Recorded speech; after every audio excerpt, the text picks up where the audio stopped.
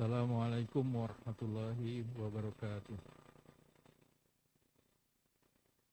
Uh, Alhamdulillah, Ustaz Abdurrahman Zahir sudah hadir bersama kita. Ini kali pertama kajian di Masjid Baitul Salam. Insya Allah nanti jika ada sesi tanya jawab kepada akhwat yang ada di lantai atas, jika ingin bertanya langsung silahkan menggunakan mic yang berwarna pink ada di depan. Tolong on off-nya dinyalakan. Itu saja. Waktunya kami persilahkan kepada Ustaz Abdul Rahman. Wabillahi taufiq wal hidayah. Wassalamualaikum warahmatullahi wabarakatuh.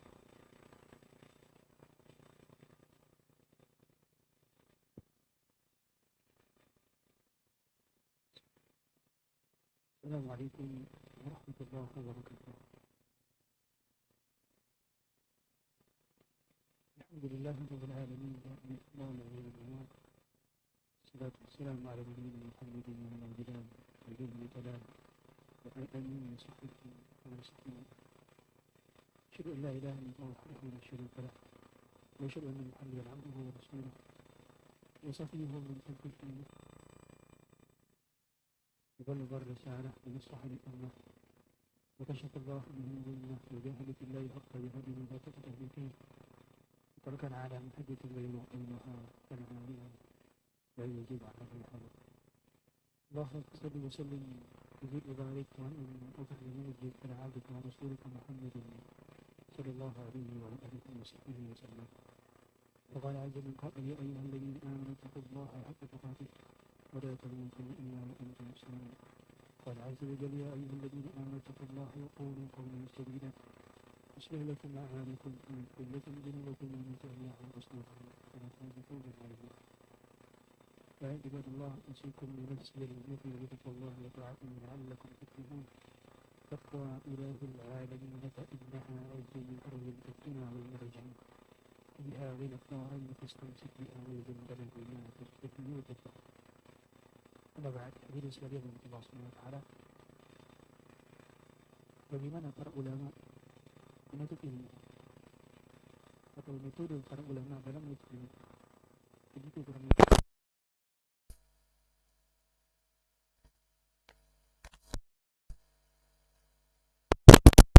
Qawlan thaqila.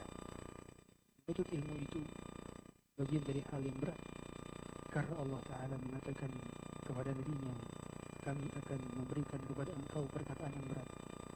Sehingga keadaan Allah, wahyu datang darinya, firman-firmannya, ilmu syariat bukanlah suatu hal yang mudah untuk diraih, tetapi bukan suatu hal yang mustahil juga untuk digapai.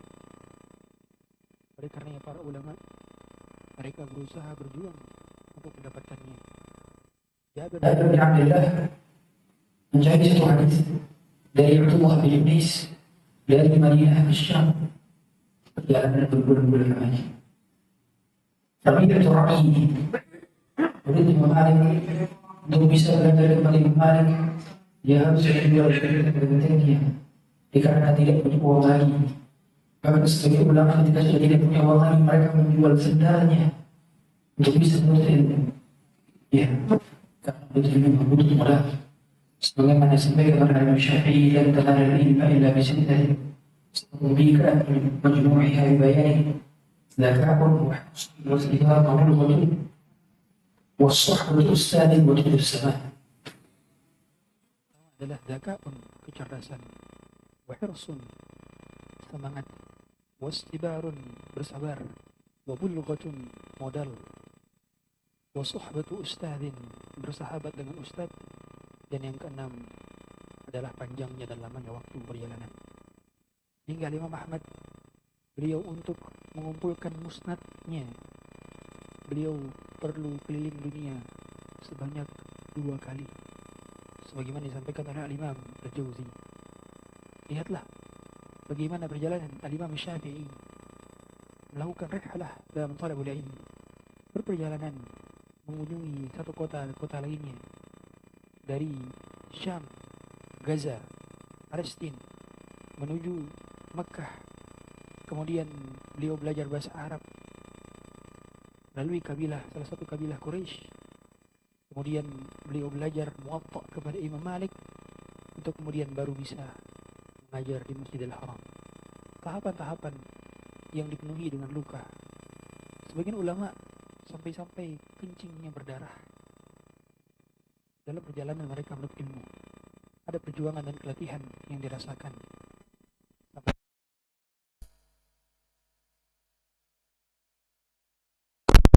Seorang ulama yang berkata, lan yustata' al-ilm birahatil jasad. Ilmu tidak bisa diraih dengan istirahatnya tubuh. Beliau menuliskan ini dalam kitab Mawaqitus Shalah, dalam Sahih Muslim. Mengapa beliau menuliskan perkataan lan yustata'ul ilmu birahatil jasad?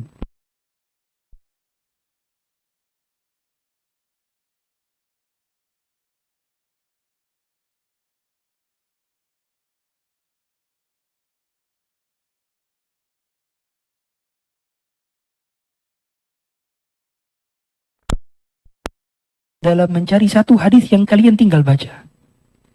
Betapa beratnya perjalanan yang saya rasakan dahulu. Maka beliau mengungkapkan tidak dengan perasaan dirinya, tapi dengan perkataan ulama yang lain. Yahya bin Abi Katsir. Dan kita dapati sebagian ulama, mereka untuk bisa duduk di majelis gurunya, ternyata gurunya sedang berada di penjara. Kita tahu semua, penulis daripada kitab Al-Muswaddah di dalam salah satu kitab bermadhab Hanafi, seorang guru di penjara. Dalam penulisan kitab ini tidak ditulis oleh dirinya, tapi ditulis oleh murid-muridnya. Tatkala murid-muridnya mendapati gurunya di penjara dikarenakan bukan salah sebetulnya, tapi lebih kepada amir pada saat itu, atau khalifah pada saat itu, tidak senang dengan jawaban daripada ulama ini. Hingga akhirnya fatwa tersebut tidak diterima oleh khalifah dan dipenjara akhirnya. Maka dipenjara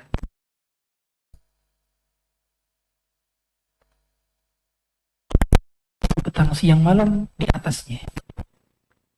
Dan jadilah kitab berjilid-jilid hasil daripada talaqi di penjara. Belum lagi murid Imam Ahmad rahimahullahu ta'ala, yang mana berjalan menuju rumah Imam Ahmad, ternyata pada saat itu terjadi fitnah khalqul Quran. Terjadi fitnah, dikatakan oleh sebagian syubhat Mu'tazilah bahwa Quran adalah makhluk. Maka tidak ada yang boleh untuk mengajar. Semua dibatasi. Kalau sekarang mungkin kajian dibubarkan, dahulu mungkin lebih parah lagi dibandingkan itu. Tidak ada boleh kajian, hatta di rumah sekalipun. Dahulu Imam Ahmad mengajarkan sebagian muridnya yang sudah datang dari arah kejauhan. Datang dari Syam menuju Irak, ribuan kilometer. Ternyata mendapati Imam Ahmad sedang di penjara. Maka Imam Ahmad pun mengatakan kepada muridnya agar dia berlaku seperti seorang pengemis yang datang pagi, siang, hari. Menunjukkan pada saat nanti Imam Ahmad akan mengatakan hadis-hadis yang berada dalam rumahnya sehingga tidak ketahuan bahwa dia sedang mengajar kepada muridnya. Sampai sedemikian sulitnya para ulama. Wajar kesulitan membuahkan keberkahan. Dan kita lihat kemudahan kita sekarang dalam mengakses ilmu yang begitu banyak akses. Bahkan kita tinggal buka maktabah syamilah, ribuan, ratusan ribu kitab tersedia. Bahkan YouTube, video-video para ulama dari Syekh bin Baz, Syekh Shalih Utsaimin, ulama-ulama kontemporer yang sudah ada audionya dan rekamannya, kita bisa akses sekarang dengan begitu mudahnya. Suara mereka masih bisa kita dengar. Ratusan ribu rekaman, bahkan mungkin jutaan ketika ditotal oleh seluruh para dai sunnah di seluruh dunia. Dengan begitu mudahnya. Lalu apatah lagi yang membuat kita tidak mengenyam manisnya ilmu dan merasakan lezatnya madu keilmuan.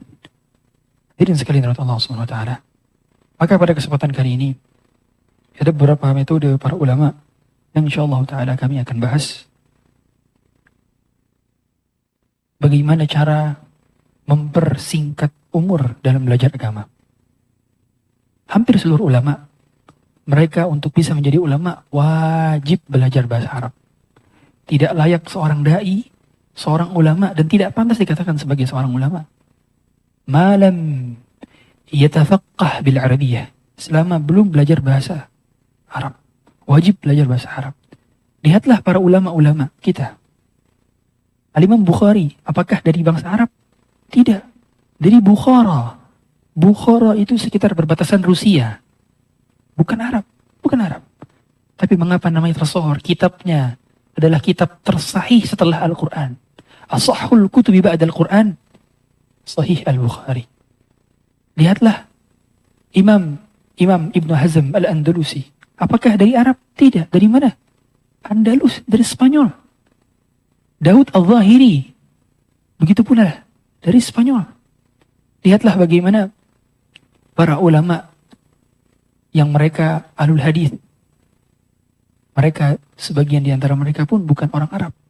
Dan justru kalau kita perhatikan, banyak kitab-kitab tentang pelajaran bahasa Arab, kitab Nahwu, itu dituliskan oleh orang yang bukan orang Arab, yakni ajam, bukan orang Arab. Lalu mengapa mereka bisa menuliskannya? Karena mereka belajar dan penting urgensi mengajarkan bahasa Arab. Tadi saya lihat di papan sebelah sana ada tulisan bahasa Arab dan artinya. Barangkali sudah ada kelas bahasa Arab di sini dan itu merupakan salah satu kemajuan kita dalam menuntut ilmu. Maka saya katakan penuntut ilmu tidak layak dikatakan penuntut ilmu ketika belum belajar bahasa Arab dan tidak merasakan susahnya belajar bahasa Arab. Selama kita belum belajar bahasa Arab, maka kita bukan penuntut ilmu, tapi kita penikmat kajian. Penikmat kajian. Hanya sekedar datang, apalagi tidak menulis dan tidak mencatat. Selama kita tidak menulis ketika kajian, maka kita bukan penuntut ilmu dan tidak layak dinisbatkan kepada kita talibul ilmi. Tapi kita hanya penikmat kajian. Oleh karenanya, penuntut ilmu memiliki manhaj dan kurikulum dan belajar. Memiliki motivasi yang tinggi dalam belajar. Sehingga mereka meluangkan waktu-waktu mereka di tengah kesibukan. Taruhlah kita melihat, lihatlah nama-nama di antara para ulama. Di antara nama mereka gelarnya adalah Al-Bazzar, Al-Khayyat. Apa maknanya? Mereka seorang penjahit. Mereka seorang penjagal. Mereka seorang tukang daripada yang berjualan di pasar-pasar. Al-Imam Abu Hanifah, seorang apa? Pedagang kain, hadirin. Pedagang kain. Tandanya kesibukan mereka dalam berdagang, berniaga, bekerja, tetap menjadikan mereka bisa menjadi ulama. Karena pada akhirnya, sebagaimana perkataan para ulama, al-ilmu in a'taitahu kullak, a'taka ba'dah. Wa in a'taitahu ba'dak, lam tudrik minhu syai'an. Ilmu, bila kau kerahkan seluruh dari dirimu, maka dia tidak akan memberikan kepada engkau kecuali sebagian kecil saja. Dan bila engkau berikan sebagian kecil dari dirimu, maka dia tidak akan bisa memberikan apapun darinya.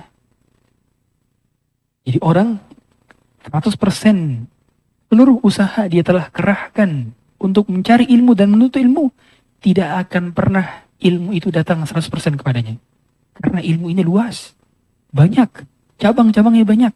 Tidak ada seorang pun yang bisa menjadi alim 100% dengan mengerahkan seluruh kemampuannya. Ilmu hanya memberikan sebagiannya. Karena kita dibatasi oleh kematian. Kita dibatasi oleh umur.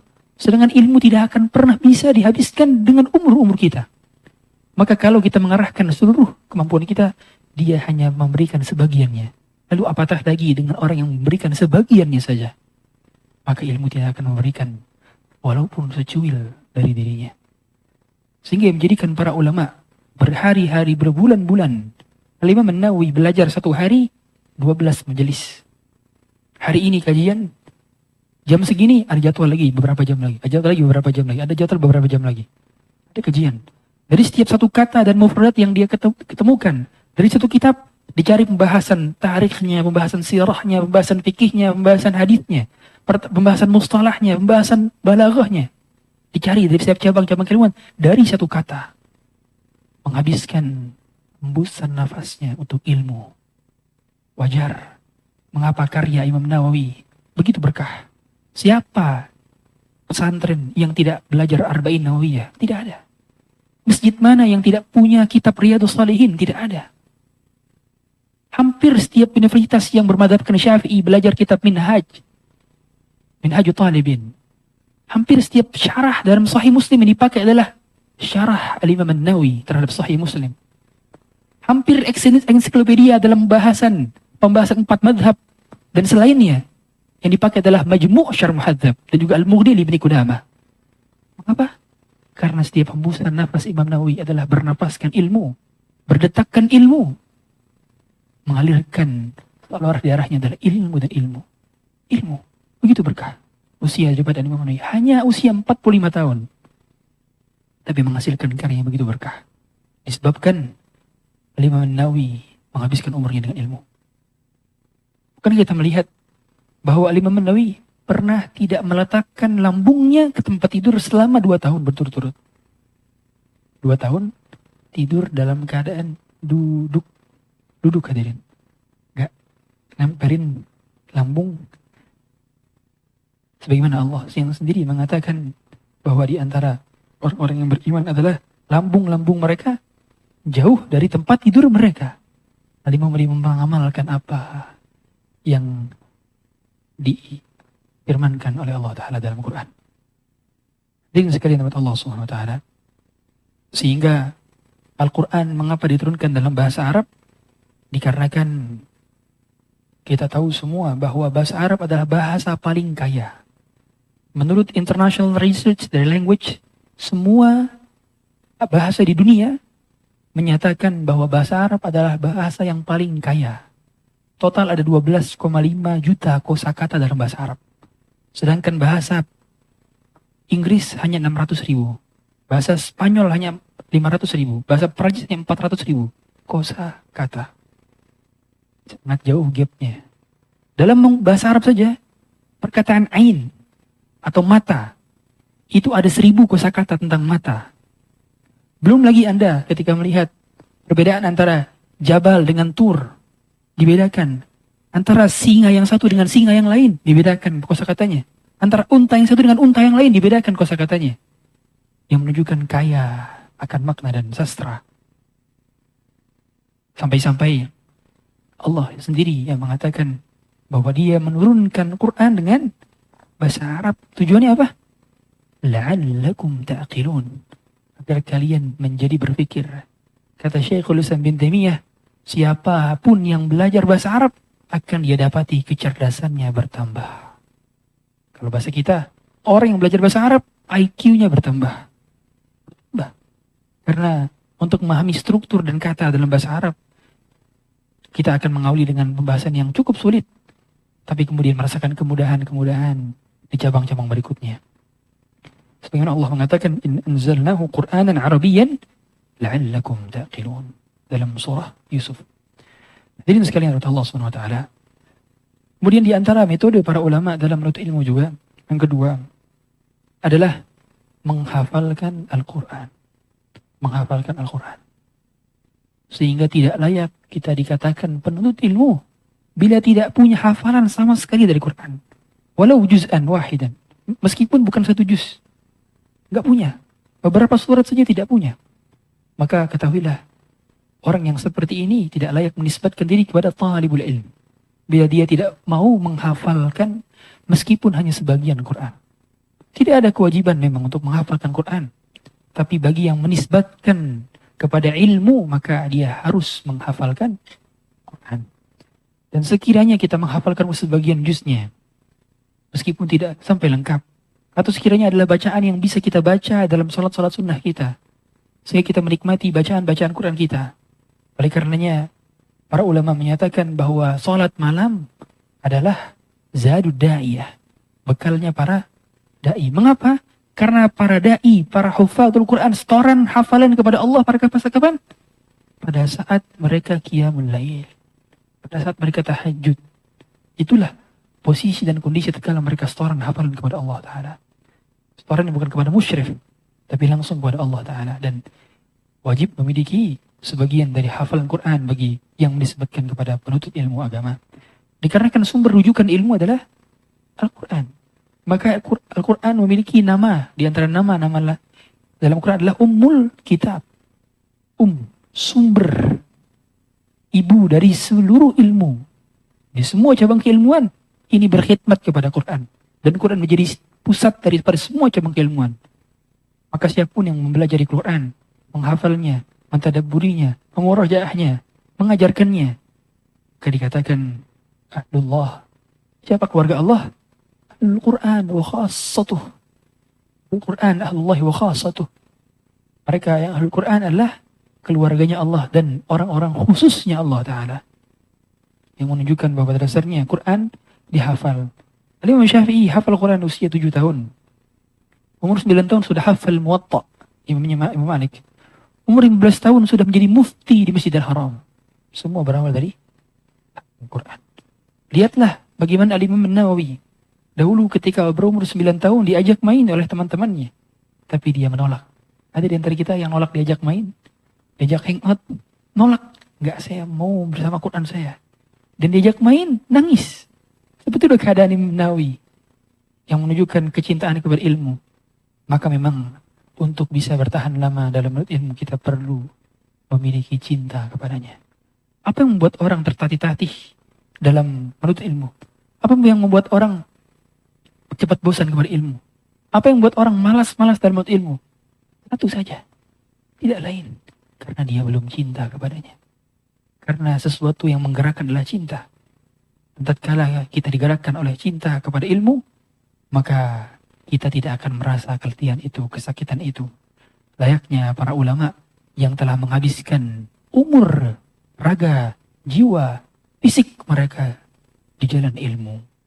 Wajar ungkapan para ulama ketika mereka mengatakan, Man talabal hadith aflas. Siapa yang mencari hadis Nabi SAW, maka dia akan merugi secara materi, merugi secara finansial. Dia akan pailit, gak punya apa-apa lagi. Dan begitulah para ulama kita. Bahkan mereka rela untuk bekerja terlebih dahulu untuk bisa menuntut ilmu. Oleh karenanya profesi mereka beragam-ragam. Yang menunjukkan kebutuhan mereka terhadap ilmu adalah lebih mulia dibandingkan dunia dan segala isinya. Hadirin sekalian terhadap Allah SWT. Selesai daripada kita menghafalkan Quran, maka dalam manhaj ulama menuntut ilmu mereka melakukan talaqi langsung bersimpuh di hadapan guru. Bukan menjadi suhufi. Suhufi artinya adalah orang yang hanya menyibukkan diri dengan membaca kitab-kitab saja. Kalau dia adalah seorang pemula, maka di awal-awal marhalah thalibul ilminya, dia harus taksil. Dan taksil harus bersama guru. Tidak bisa dia hanya mencukupkan diri dengan membaca kitab. Dan tentu berbeda, majelis online dengan majelis offline berbeda. Di majelis online tidak akan bisa kita dapati cara beradab kita kepada guru, cara beradab kita kepada ilmu, cara beradab kepada majelis ilmu, cara kita melihat gerak-gerik guru, cara dia memegang penanya, cara dia membuka salamnya, cara dia menutup salamnya, cara dia menjawab pertanyaannya. Tidak akan kita dapati di majelis online. Tidak kita dapati. Dan sering kami dapati orang yang bermajeliskan online, dia sambil scroll handphone, dia sambil mendengarkan yang lain, melakukan multitasking, dia sambil melakukan hal-hal yang tidak bermanfaat, atau bahkan sambil tiduran, bahkan ketiduran dalam majelis-majelis online. Tapi berbeda dengan majelis offline, kita mendapatkan keberkahan yang Rasulullah SAW sabdakan, لا يقعدن قوم في بيت من بيوت الله يتلون كتاب الله ويتدارسونه فيما بينهم إلا نزلت عليهم السكينة وغشيتهم الرحمة وحفتهم الملائكة وذكرهم الله في من عنده. Tidaklah seorang duduk ketika ayat-ayat Allah sedang dibacakan, firman Allah sedang dilantunkan, kecuali akan diturunkan kepada mereka ketenangan, akan diliputi kepada mereka rahmah Allah, dan akan dinaungi oleh sayap-sayap malaikat. Dan Allah akan menyebut nama-nama mereka yang hadir di atas langit di hadapan para malaikatnya. Apakah kita merasa bahwa disebutnya nama kita ada suatu hal yang mudah? Tidak. Suatu perkara sulit. Tapi bagi para talibul ilm, mereka mendapatkan salawat dari Allah dan para malaikat. Sebagaimana Nabi SAW mengatakan, Inna Allah wa malaikatahu layusalluna ala muallimin nasil khaira hatta al-hitanu fil bahr. Wahatta namlatu fi juhriha. Sesungguhnya Allah dan para malaikat bersolawat kepada para penuntut ilmu dan pengajar ilmu. Sampai-sampai ikan paus di lautan. Sampai-sampai semut dalam lubangnya, dalam batunya. Itu pun bersalawat dan meminta ampun kepada Allah Ta'ala. Kepada siapa? Tunjukkan ampunan tersebut. Kepada para yang hadir di majelis ilmu. Maka ada keberkahan yang tidak bisa disamakan dengan majelis online. Yang sekalipun online tersebut lebih unggul ilmunya. Meskipun pembahasannya belum pernah kita dengar. Kalau offline, pembahasannya kitab tauhid lagi. Pembahasannya usul salasah lagi. Pembahasannya aqrawaitul arba' lagi. Ketahuilah, majelis offline jauh lebih berkah dibandingkan majelis online. Bagaimana juga perkataan para ulama bahwa seseorang tidak akan bisa mendapatkan ilmu yang benar kecuali harus talaqi. Betapa banyak orang sesat disebabkan karena hanya belajar dengan kitab. Dahulu ada seorang yang bernama Tumal Hakim. Tumal Hakim. Yang dikenal karena kebodohannya, dia hanya belajar mencukupkan diri dengan baca kitab. Akhirnya sesat dan menyesatkan. Fa'attau bighairi ilmin fadhallu wa adallu. Dia berfatwa tanpa ilmu, maka orang sesat dan dia menyesatkan.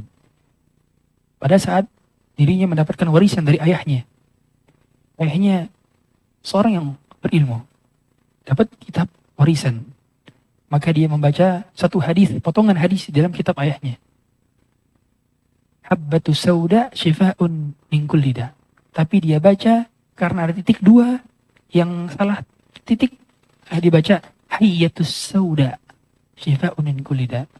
Kalau habbatu sauda artinya biji hitam. Kalau hayyatus sauda artinya ular hitam. Gara-gara salah baca karena satu titik saja. Akhirnya dia memfatwakan, siapa yang mau sembuh dari penyakitnya, silahkan cari ular hitam. Akhirnya banyak orang cari ular hitam.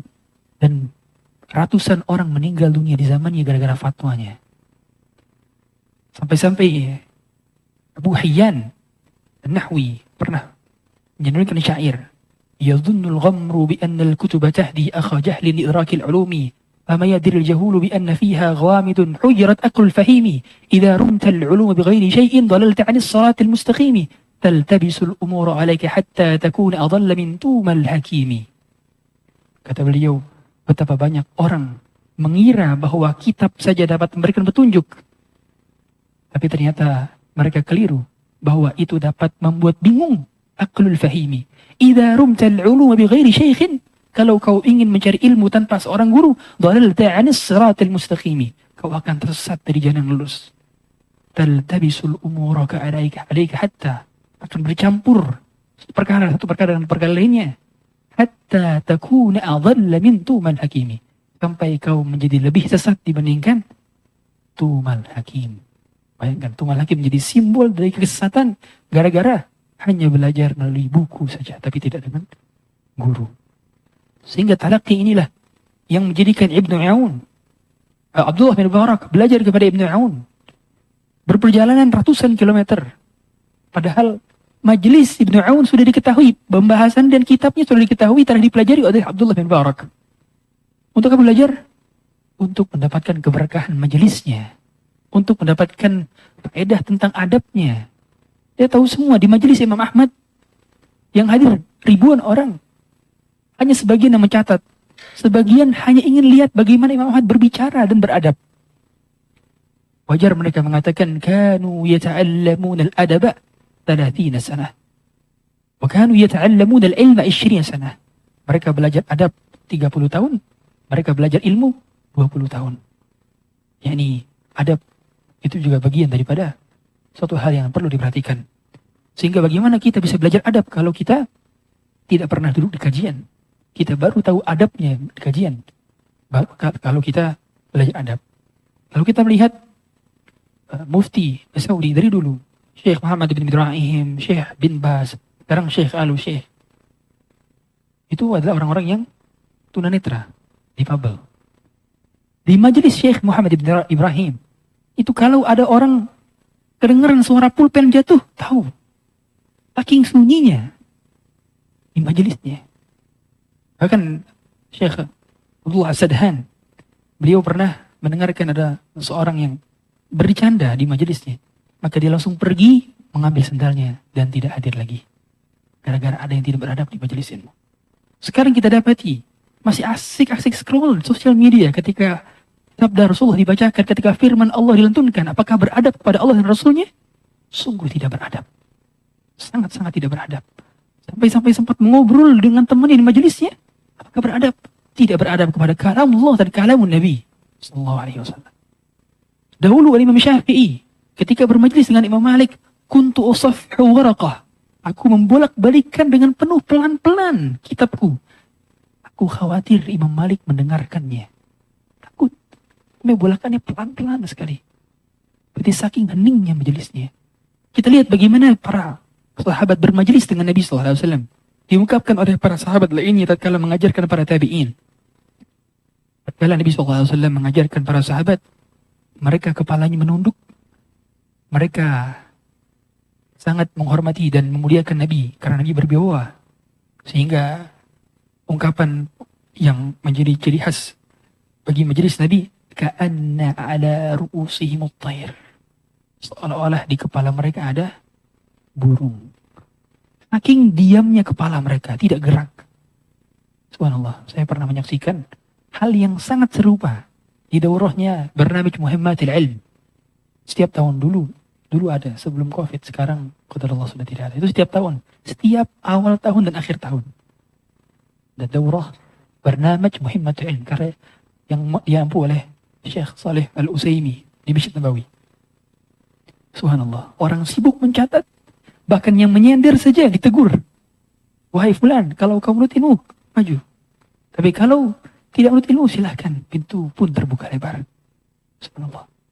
Ini cara syekh dan guru-guru kita mengajarkan adab dan baca ilmu. Karena bagaimana mungkin kita mendapatkan ilmu tanpa mendapatkan adab. Sehingga para ulama, mereka mengatakan bil adabi tafhamul ilma. Dengan adablah engkau bisa paham atas ilmu. Yang buat ilmu kita menjadi nafi' adalah adab. Beradablah dalam menuntut ilmu. Kemudian hadirin sekalian Allah Subhanahu wa taala, di antara manhaj para ulama dalam belajar adalah mereka menghafalkan matan. Menghafalkan matan. Matan baik bentuknya manzumah. Manzumah yakni adalah bait-bait syair. Seperti belajar al-ujuzah al-mi'iyah. Dalam salah satu ilmu hadis dia belajar Alfiyah As-Suyuti. Yani banyak Alfiyah tujuannya 1000 bait itu adalah bagian daripada apa yang dihafalkan. Bila dia seorang yang bermadzhab Syafi'i, maka dia belajar Manzumah Ibn Zubat. Manzumah Zubat Ibn Ruslan. Banyak daripada kitab-kitab yang perlu dihafal. Itu kalau bentuknya Manzumah. Bila dia adalah seorang yang ingin menghafalkan kitab, maka dia hafalkan kitab-kitab ringkas. Oleh karenanya mengapa para ulama mereka punya karya-karya ringkas. Seperti Syekh Muhammad bin Abdul Wahhab. Itu punya karya ringkas yang kita ulang-ulang. Lihat Al-Usul Salatah. Ringkas. Kitab Tauhid itu termasuk kategori ringkas. Kalau di Arab Saudi jual 1 real. 1 real. 1 real. Karena tipis. Kitab Tauhid. Tapi menunjukkan bahwa keberkahan ilmu di situ. Yani para ulama berusaha untuk meringkas kitab tujuannya untuk agar mudah dihafal oleh murid-muridnya.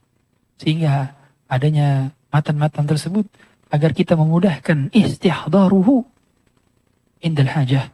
Yani menghadirkannya tatkala sedang dibutuhkan. Karena hafalan dan pemahaman adalah 2 hal yang wajib berjalan beriringan tatkala seorang mau belajar. Kalau kita hanya memahami saja tapi tidak menghafal, maka ketika dibutuhkan untuk diingatkan, ditanya, kita tidak akan bisa menjawab. Sehingga perlu dan wajib kita menghafal. Oleh karenanya, para ulama, meskipun sebagian di antara mereka, ada yang lemah dari sisi hafalan, ada yang kuat dari sisi pemahaman. Sebagaimana Al-Imam Jalaluddin Al-Mahalli. Beliau itu punya gelar namanya Asy-Syarih. Apa? Asy-Syarih. Asy-Syarih ini adalah the explainer. Ya, apa misalnya? Seorang penjelas. Jadi dia suka mensyarah kitab-kitab. Dan kalau syarahnya ini adalah syarah yang paling top.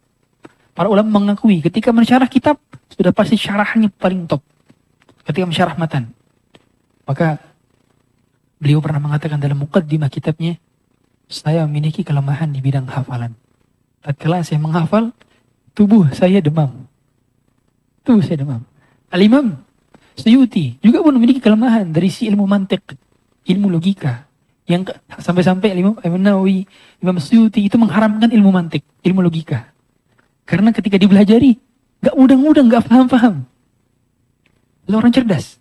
Tapi karena kesulitan, hingga akhirnya siapa yang belajar ini sungguh dia tidak akan mendapatkan manfaat dalam ilmu. Tapi demikian, tandanya para ulama pun memiliki kekurangan dan kelemahan. Tapi mereka tidak sibuk dengan kekurangan. Mereka memaksimalkan potensi mereka sebagaimana tadi Jalaluddin Al-Mahalli yang menafsirkan kitab tafsir Jalalain. Ya, Jalaluddin As-Suyuti, Jalaluddin Al-Mahalli, tafsir Jalalain yang banyak dikaji di pondok pesantren. Kemudian hadirin sekalian dari Allah Subhanahu wa taala.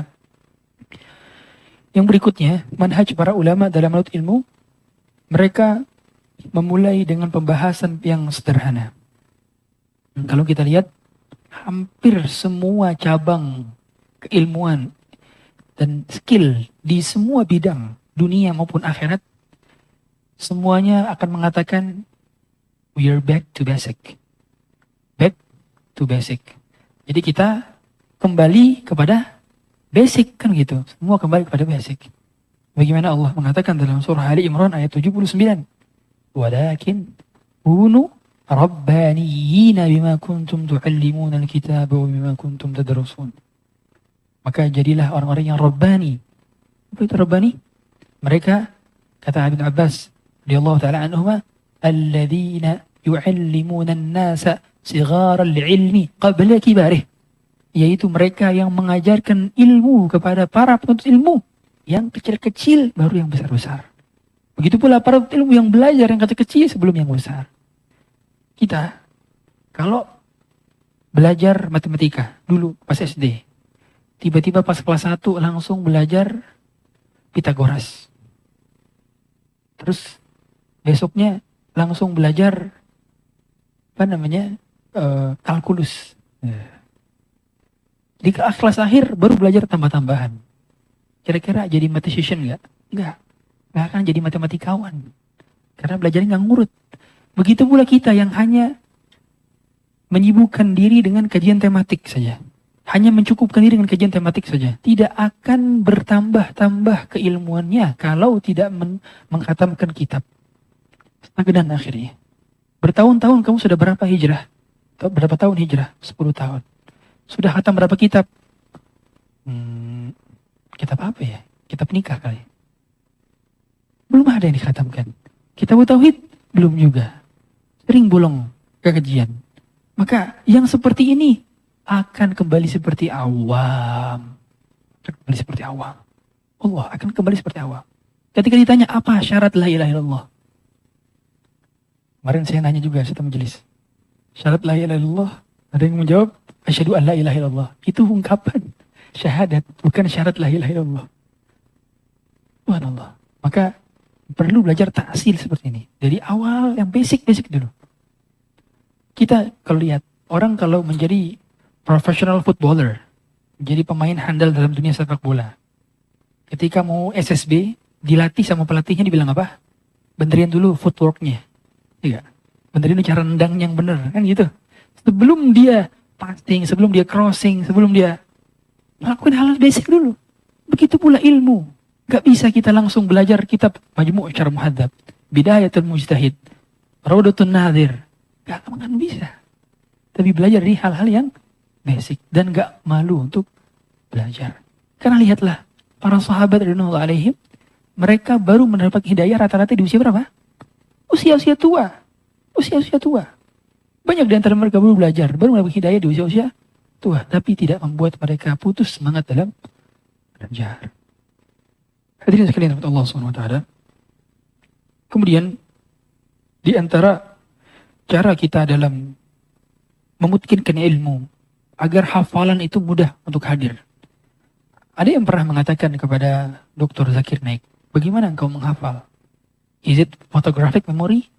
Apakah itu menggunakan photographic memory? Jadi dia mudah mengcapture satu lembar yang dia baca langsung dihafalkan.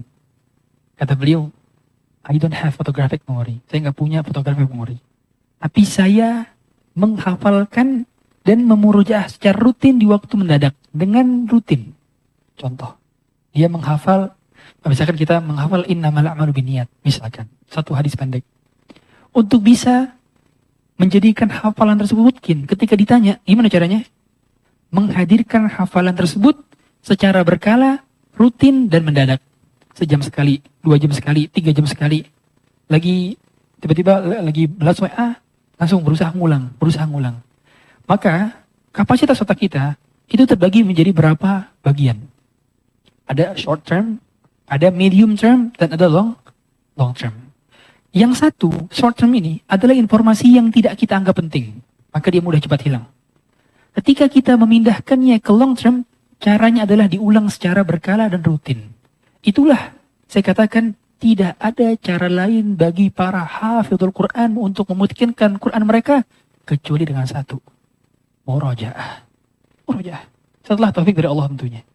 Tapi inilah salah satu hal yang bisa diulang-ulang terus. Sudah ada di sini. Bisa bunyi ya? Bisa bunyi. Itu azannya? Oh, apa yang tuh? Iya. Nomor di sini. Oh, 2 menit lagi. Baik, 2 menit lagi.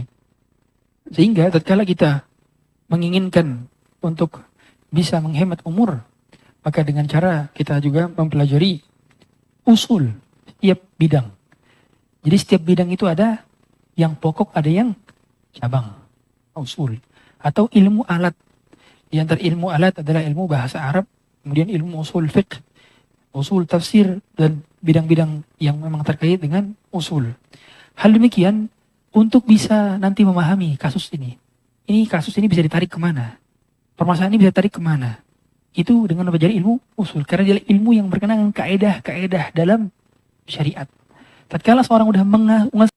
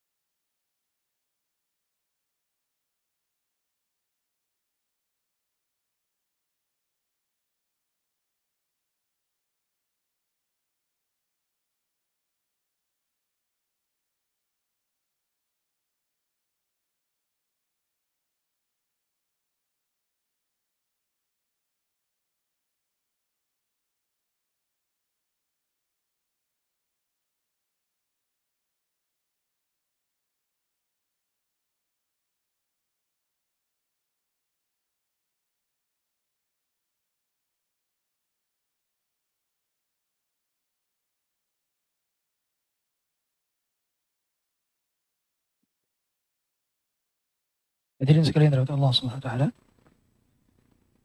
Kemudian di antara manhaj para ulama dalam menuntut ilmu adalah mereka mempelajari sedikit demi sedikit. Yani satu hari tidak langsung belajar banyak. Bila dia seorang pemula, maka dia sehari sedikit-sedikit. Sebagaimana Imam Abu Hanifah, tatkala ditanya oleh seorang muridnya, "Kaifa hassalta hadzal katsir?" Gimana engkau mendapatkan begitu banyak ini? Kata beliau, sesungguhnya aku mendapati ilmu yang banyak ini bil hadits wal haditsain wal mas'alah wal mas'alatain. Satu hari itu hanya satu hadis, dua hadis. Satu hari itu hanya satu masalah, dua masalah. Ini permasalahan fikih. Yang menunjukkan bahwa bahasanya mereka pun tidak sekaligus satu hari begitu banyak. Karena yang banyak akan cepat hilang. Sebagaimana perkataan para ulama, man ramal ilma jumlatan, dhahaba anhu jumlah. Siapa yang menggapai ilmu sekaligus, maka perginya pun juga sekaligus. Siapa di antara kita yang selesai ujian, tapi semalam belajar SKS masih nyantol 100%? Nggak ada. Karena belajarnya sistem kebut semalam. Begitu pula, tatkala seorang mau menjadi alim dengan SKS, mustahil. Kecuali Anda chat GPT. Tapi sebagai seorang manusia, kita belajarnya ala mamarril ayyam. Selama adanya hari-hari dan bulan-bulan kita belajar. Bukan dalam satu hari. Apalagi beberapa jam saja.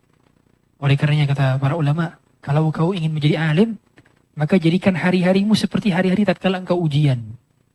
Saya tahu pada saat ujian, saya dulu pas di Libya, itu pas ujian, waktu antara jeda adzan dan iqamah saja, itu banyak sebagian di antara kita mulutnya qomat kamit.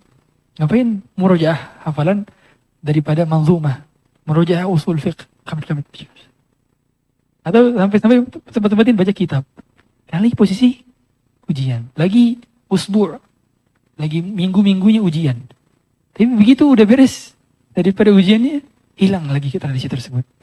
Maka ketahuilah kalau kita nggak terbiasa dengan catatan di buku, kutip. Makanya dulu guru kami mengatakan hendaknya setiap thalibul ilmi itu punya kutip dan pena yang selalu nempel di sakunya. Ya, kalau kita lihat di Madinah, anak-anak jamiah di UIM itu hampir rata-rata di thawbnya ini, di thawbnya ada pena dan kutip. Minimal kutip dalam dia adalah mutun atau mushaf kecil yang menandakan bahwa hal demikianlah tanda atau simat thalibul ilm, tanda daripada penuntut ilmu agama. Dia harus punya ciri khas berupa penampilannya dan dia membawa kutip kemana-mana itu. Sehingga ketika ada faedah yang dicatat dari gurunya bisa catat langsung. Dikarenakan kalau kita mencatat di handphone, umumnya lebih sering ada distraksi. Begitu mencatat tiba-tiba notifikasi masuk. Sering kayak gitu. Akhirnya lebih buka notifikasi dulu baru balas nyatetnya. Seperti itu rata-rata. Kemudian di antara cara para ulama dalam menuntut ilmu agama, mereka adalah berusaha mengikhlaskan niat ilmu mereka. Niat dalam menuntut ilmu. Oleh karenanya kata Imam Ahmad, al-ilmu la ya'diluhu syai' liman sahhat niyatuh.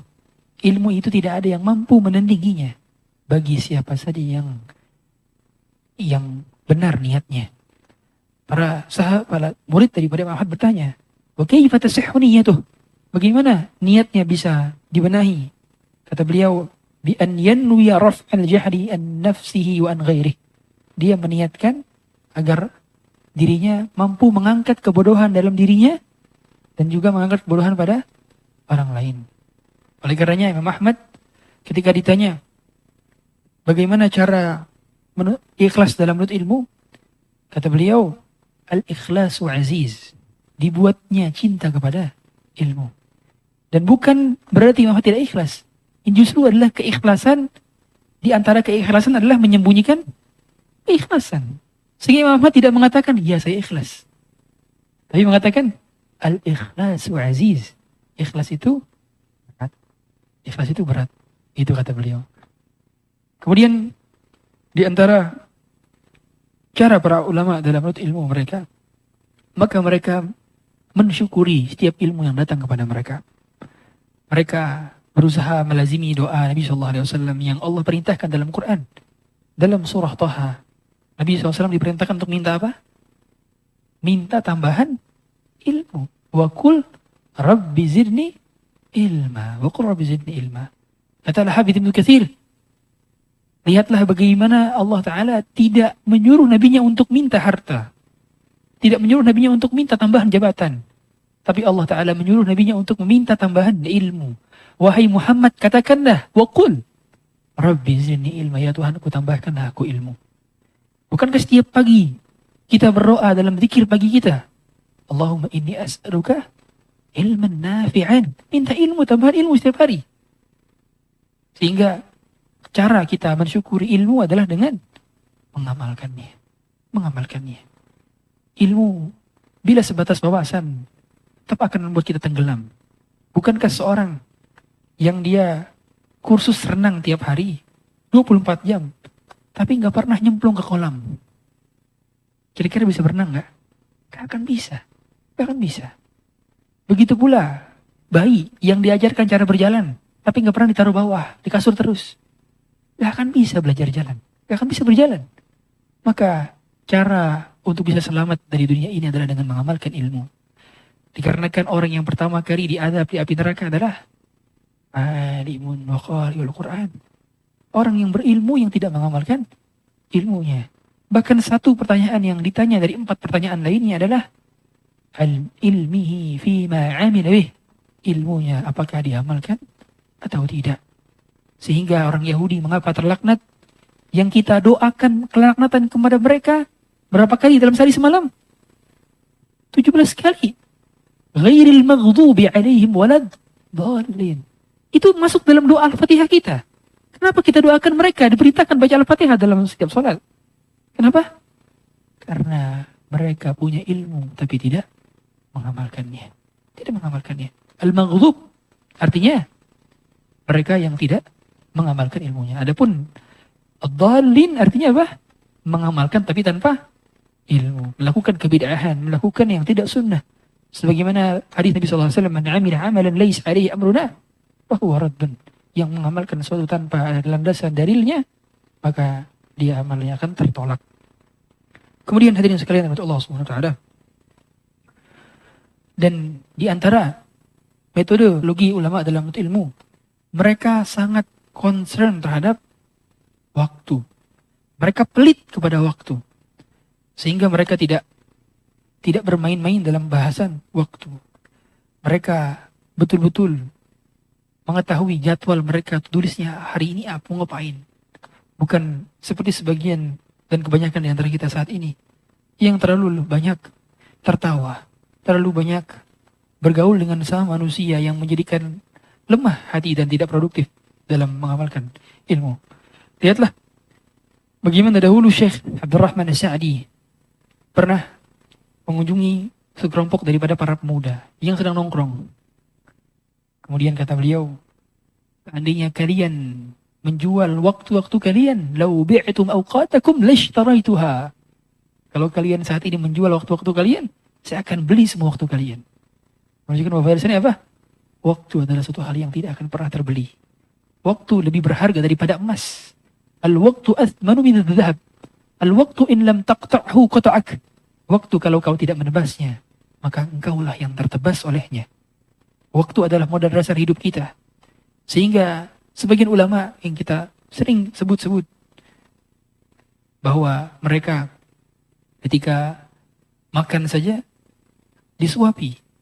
Saking tidak mau menghabiskan waktu untuk pegang makanan. Sebagian lagi ada yang hanya mau makan dari roti yang basah. Kalau roti kering gak mau makan karena kunyahnya lebih lama. Ada lagi di antara mereka yang ketika sedang di kamar mandi saja minta dibacakan kitab dari luar supaya bisa mendengar faedah-faedah ilmu dari luar kamar mandi. Karena kalau di dalam kamar mandi tidak boleh membuka kitab, apalagi nonton video kajian nih, nggak bisa kamar mandi.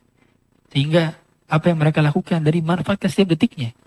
Kita tahu Syekh bin Baz menghafalkan Alfiyah Iraqi hanya ketika berwudu. Jadi setiap wudu dapat beberapa bait. Setiap wudu dapat beberapa bait. Hanya ketika wudu. waktu wudunya saja. Karena dalam wudu itu nggak ada bacaan-bacaan khusus. Jadi kayak mengatakan cuci muka bacaannya ini, cuci tangan bacaan itu tidak ada riwayat dari Nabi SAW. Itu nggak ada bacaannya, sehingga bisa ngelakuin aktivitas yang lebih bermanfaat. Dan Syekh bin Baz saat itu menghafalkan Alfiyah Iraqi ketika sedang wudu. Setiap kali wudu dihafalkan 1000 bait hanya ketika wudu saja. Makanya dulu saya pernah disampaikan oleh guru saya, kalau bisa, kata guru saya, kamu dari asrama ke sekolah, dari sekolah ke masjid itu dihitung menitnya. Sehingga kamu bisa ngafal 1 bait dari jalan sini ke asrama, dari asrama ke masjid, dari masjid ke kantin, dari masjid lagi ke toilet. Itu bisa dihitung. Jarak perjalanan kita, detiknya, menitnya berapa. Dan tidak pantas dikatakan pembelajar ilmu, tadi kan talibul ilmi, kalau dia tidak merasa kesulitan dengan ilmunya dalam mengatur waktu. yakni dia sangat merasa sedikit waktunya dimiliki. Sedikit sekali dimiliki. Makanya, mengapa para ulama mereka sangat sedikit dalam tidur. Sedikit tidur. Nah tidurnya begadang bukan nonton bola. Begadang untuk ilmu. Makanya mengapa Rasulullah SAW pun beliau tatkala pada Isya pun terkadang masih membahas mengenai ilmu. Makanya Imam Bukhari menuliskan satu bab dalam kitab sahihnya. Babus samari fil ilmi. Bab berkenaan dengan begadang dalam menuntut ilmu. Salat dulu. Bagaimana? Lanjut lagi. Sampai jam berapa? Masya Allah. Sampai subuh nih berarti. Kan nggak sholat Isya gitu. Berarti diakhirin dulu baru Isya begitu biasanya? Oke. Kemudian sebelum saya tutup dengan tanya jawab ya. Di antara para penuntut ilmu zaman terdahulu, mereka berusaha untuk memaksimalkan waktunya. Dan sebagian di antara mereka ada yang sampai-sampai ketika diajak mengobrol dan tidak mau disibukkan dengan hal tidak bermanfaat, tapi nanya dulu. Kalau kamu mau mengajakku ngobrol dalam perkara ilmu, aku akan ladeni engkau. Tapi bila dalam perkara yang tidak ada manfaatnya, kau mengajak ngobrol diriku, maka satu persyaratan. Tahanlah matahari. Tahanlah matahari. Ya, kau mampu menahan matahari. Yang mana yang menjadikan peredaran waktu ketika matahari berputar. Maka tahanlah dia. Kalau kau mampu, aku akan ladeni engkau sampai kapanpun kau mau. Sampai seperti itu pelitnya mereka terhadap hal-hal yang tidak bermanfaat. Sekarang kita disibukkan. Berita ini ikut komentar, berita ini ikut komentar, berita ini ikut post, berita ini ikut. Habis waktu kita. Hanya untuk meladeni setiap isu yang ada. Habis. Talibul ilmi memiliki wibawa. Yang dia bicarakan hanyalah hal yang bermanfaat. Bila tidak ada kapasitas dia untuk berkomentar, dia tidak akan berkomentar. Sehingga mereka adalah orang-orang yang amat berkah waktunya. Dari setiap derap langkahnya, dari setiap hembusan nafasnya, mereka memikirkan adakah ilmu dan amal yang telah dilakukan oleh mereka. Hadirin dirahmati Allah Subhanahu wa taala. Kemudian di antara manhaj mereka dalam ilmu, mereka memuliakan ilmu dan ulama. Memuliakan ilmu dan kitab. Sehingga mereka tahu di mana menaruh kitab-kitab di rak buku. Ini yang awal-awal yang pertama adalah kitab-kitab tafsir biasanya. Kitab tafsir Al-Quran di atas rak buku pertama. Yang kedua kitab-kitab hadis. Ya, yang paling bawah biasanya kitab-kitab tarikh, kitab sejarah. Nah, urutan-urutan seperti ini. Sehingga saya sedikit mengkritisi orang-orang yang ketika jadi dosen sampai skripsinya dicoret-coret, dilempar. Nah ini barangkali apalagi kalau jurusannya jurusan agama gitu ya, ada kalamullah, ada sabda Nabi SAW ditulis itu, gimana ceritanya dicoret di bawah, dilempar, gimana dicoret-coret, gimana ceritanya? Ini diantara tidak berada pada ilmu. Maka dahulu Imam Ahmad pernah menegur seorang yang mencoret-coret kitab para ulama. Kata beliau, hal hakadha fa'alta bi kalamil abrar? Apakah begini caramu dalam memperlakukan perkataan orang-orang mulia? Sampai demikian. Yang menunjukkan bahwasanya kitab-kitab agama apapun dimuliakan. Jangan sampai sembarangan lempar buku ke mana? Ke kasur. Mentang-mentang habis belajar, lempar kitab, lempar pulpen. Ya. Para ulama terbiasa menghormati dalam hal sepele kecil. Jadi mereka berusaha untuk memuliakan ilmu dan adab. Sampai dalam perkara pena saja mereka berusaha untuk memuliakannya. Karena semua akan menjadi saksi di hari kiamat. Jangan pernah kita kira bahwa handphone tidak akan berbicara di hari kiamat. Karena pada akhirnya semuanya akan berbicara di hari kiamat. Kata Allah Ta'ala, وَقَالُوا لِجُلُودِهِمْ لِمَ شَهِدْتُمْ عَلَيْنَا قَالُوا أَنْتَقَنَ اللَّهُ الَّذِي أَنْتَقَ كُلَّ شَيْءٍ. Mereka akan berkata kepada kulit-kulit mereka, mengapa engkau bersaksi kepada kita? Kata kulit, أَنْتَقَنَ اللَّهُ الَّذِي أَنْتَقَ كُلَّ شَيْءٍ. Allah membuat semuanya bisa berbicara. Yang tidak bisa berbicara hanya lisan kita. Al-yawma nakhtimu ala afwahihim wa tukallimuna aydihim wa tashhadu arjuluhum bima kanu yaksibun. Semuanya bersaksi dengan Allah Ta'ala. Termasuk pena yang kita gunakan, termasuk catatan yang kita gunakan, layar handphone yang kita gunakan, laptop. Semua yang kita gunakan pada akan menjadi saksi di hari kiamat. Sehingga muliakanlah apa-apa yang menjadi fasilitas dari yang diberikan oleh Allah Ta'ala kepada kita. Dan Allah sendiri mengatakan, dzalika wa may yu'azzim sya'irallahi fa innaha min taqwal qulub. Siapa yang muliakan syiar-syiar Allah oleh para ulama, mereka pada dasarnya berusaha untuk mudzakarah. Coba kita punya majelis mudzakarah. Mudzakarah itu apa? Saling sharing faedah gitu. Siapa di antara kita yang punya majelis sharing faedah? Misalnya punya grup yang suka kajian 1 bulan, kajian rutin, kajian kitab tauhid misalnya. Nah, setiap kali pulang harus ada faedah yang disampaikan, saling tukar faedah. Dahulu Umar bin Khattab radhiyallahu taala itu punya tempat untuk sharing faedah. Itu seorang sahabat dari Ansor. Jadi tatkala Umar tidak terus-terusan bisa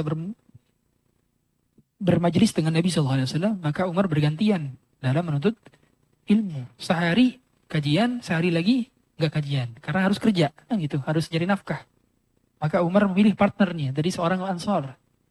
Yani hari ini aku yang kerja, kamu menuntut ilmu kepada Nabi. Besok kamu yang kerja, aku menuntut ilmu bersama Nabi. Nanti tiap malam kita saling sharing tentang apa yang telah kita pelajari dari Nabi SAW. Maka ditulislah dalam kitab Sahih Al-Bukhari, bab at-tanawu fil ilmi, bab bergantian dalam menuntut ilmu. Saking gak sempatnya sampai bergantian dalam ilmu. Coba siapa di antara kita yang kalau lagi safar, lagi sakit, nanya catatan kajian ke teman? Ada? Nah, belum ada. Nah, belum layak kita menisbatkan diri kepada penuntut ilmu, belum layak. Karena kita nggak merasa ketinggalan kalau nggak hadir kajian rutin. Kita nggak ngerasa sedih ketika nggak hadir kajian. Berarti belum pantas dikatakan sebagai penuntut ilmu. Sehingga apa yang kita rangkum dari penjelasan kali ini, para ulama begitu menggunakan ilmu. Karena Allah sendiri yang mengatakan, la yastawi alladhina ya'lamun walladhina la ya'lamun. Hal yastawi alladhina ya'lamun walladhina la ya'lamun. Apakah sama antara orang yang tahu dan orang yang nggak tahu? Apakah sama antara orang yang berilmu dan orang yang tidak berilmu? Tidak akan sama. Sehingga menurut ilmu adalah ibadah. Kita memang tidak diwajibkan semuanya menjadi ulama. Tidak. Tapi kita diwajibkan untuk mati di atasnya. Kita tidak diharuskan untuk sampai destinasinya. Tapi kita diwajibkan untuk mati di atas perjalanan menujunya. Itulah perjalanan menuntut ilmu. Ar-rihlatu fi talabil ilmi. Demikian mungkin dapat kami sampaikan dari 1 jam materi. Sekiranya ada yang ingin bertanya, maka kami silahkan. Allahu a'lam.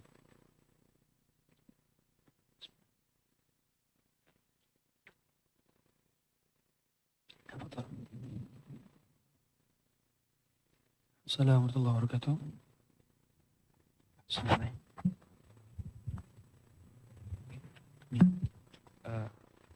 Bismillahirrahmanirrahim. Izin bertanya Ustadz terkait mempelajari ilmu sedikit demi sedikit. Kalau misalkan kita udah punya kajian rutin, tapi berhubung kajian offline yang kita bisa ikutin itu bukan kajian-kajian seperti kitab tauhid dan lainnya, apakah boleh kita ganti waktu itu untuk, karena kita belum menyelesaikan kitab tauhid atau qawaidul arba dan kitab-kitab dasar lainnya, boleh nggak kita ganti waktu itu untuk belajar yang dasar dulu? Ya. Jazakallah ya Ustaz. Yang pertama yang perlu dipahami belajar dengan ulama yang memang mutamakin dalam ilmu dan bidang itu tersebut. Jadi tidak semua ulama menguasai semua bidang. Tidak semua ulama menguasai semua bidang. Tidak semua ustadz menguasai semua bidang A sampai Z. Ada spesialis-spesialis tertentu. Yani ada yang memang spesialisnya adalah bidang fikih keluarga. Ada yang spesialis bidang fikih muamalah. Ada yang spesialis bidang fikih sirah. Ada yang spesialis di bidang fikih tazkiyatun nafas atau tazkiyatun nafas itu sendiri. Ada yang spesialis di bidang akidah. Ini punya cabang-cabang yang milih spesialis. Tapi memang setiap ulama belajar semuanya. Jadi yang dikatakan, oh saya nggak belajar sirah aja. Saya nggak belajar akidah. Salah. Para ulama belajar semuanya. Tapi mereka ketika sudah belajar tiap cabang-cabang ini yang dasar-dasarnya, baru mereka spesifikkan di bidang yang mereka ingin geluti. Makanya kita tahu semua dalam pembahasan di dalam setiap jenjang perkuliahan di Jamiah Islamiyah, di Lipia, itu umumnya di semester 1, semester awal itu belajar semuanya. Belajar hadis, fikih. Tapi sudah sampai penjurusan di S2-nya, barulah jurusannya hanya fikih saja, hadis saja, idah saja, dan umumnya adalah spesifik, ekonomi saja dan sebagainya. Maka tatkala memang kita sudah memiliki di bidang, contoh di bidang tazkiyatun nafas, gurunya sudah ada, mutamakin. Karena seorang guru yang mengajarkan tazkiyatun nafas harus tercermin pada akhlaknya. Jujur, bab terberat yang pernah saya ajarkan bukan bab fikih, tapi bab tazkiyatun nafas. Karena khawatir seringkali yang diucapkan tidak selaras dengan apa yang saya lakukan. Khawatir. Maka perlu guru-guru yang selektif di bidang ini, tazkiyatun nafas. Karena umumnya ketika guru menjelaskan, dia tidak hanya menjelaskan tentang ilmu, tapi tentang iman. Dan dia transfer keimanan kepada Anda sekalian. Dengan cara adabnya, akhlaknya, cara bicaranya. Makanya penting. Belajar tazkiyatun nafas dari guru yang mutamakin. Sekiranya ada majelis lain yang bisa kita ikuti dan geluti secara langsung, maka kita bisa langsung ikutkan. Umumnya, kalau yang dipelajari secara kitab sampai khatam-khatam, itu biasanya di pesantren mahasiswa. Ya, kalau bisa kita mahasiswa, pulang ke sana. Kalau kerja pun masih jomblo, saya sarankan Anda pulang ke pesantren mahasiswa. Kalau belum nikah. Ya. Tapi kalau misalkan sudah menikah dan punya kesibukan, sudah kerja dan sebagainya, maka kita bisa melazimi di hari-hari lain yang tidak bentrok. Sekiranya memang menurut kita hal demikian, ada yang hal perlu diprioritaskan terlebih dahulu, maka kita prioritaskan yang lebih utama terlebih dahulu. Tidak masalah ketika menggantinya. Selama tadi kita meyakini bahwa ilmu yang lebih utama kita prioritaskan adalah ilmu yang memang pokok. Seperti ilmu akidah dan ilmu-ilmu yang berkenaan dengan fardu ain. Jadi setelah ilmu akidah kita pelajari, kemudian hal-hal yang fardu ain yang kita pelajari dari fikih keseharian. Fikih ibadah umumnya. Makanya para ulama mereka setiap kali menuliskan kitab fikih, mengawali kitab fikih mereka dengan apa? Kitabut Toharoh. Kecuali Malik saja yang mendahului mawaqitus shalah dalam kitab Muwatta'nya. Tapi rata-rata kitab Toharoh. Kitab tentang bersuci. Cara mandi, cara wudhu, cara sholat. Itu kan hal basic. Dan itu semua merujuk kepada sabda Nabi SAW. Jadi awal pertama dipelajari apa? Rukun Islam. Anta syahada an la ilaha illallah wa anna Muhammad Rasulullah wa tuqimas salah. Belajar salat. Wa tu'tiya zakah, bab zakat. Wa tasuma Ramadan, bab puasa. Wa tahujjal bait in istata'ta ilaihi sabila. Subhanallah. Dalam bab fikih saja para ulama berdalil dengan urutan daripada rukun Islam. Menakjubkan ya para ulama sehingga mereka punya kurikulum yang sudah terstandarisasi dengan dalil-dalil yang sahih. Demikian Allah a'lam. Ada lagi? Tadi ada yang angkat tangan? Enggak ada? Oh, enggak ada. Oh, dari akhwat. Nah, dari akhwat. Biasanya pakai kertas. Enggak ada.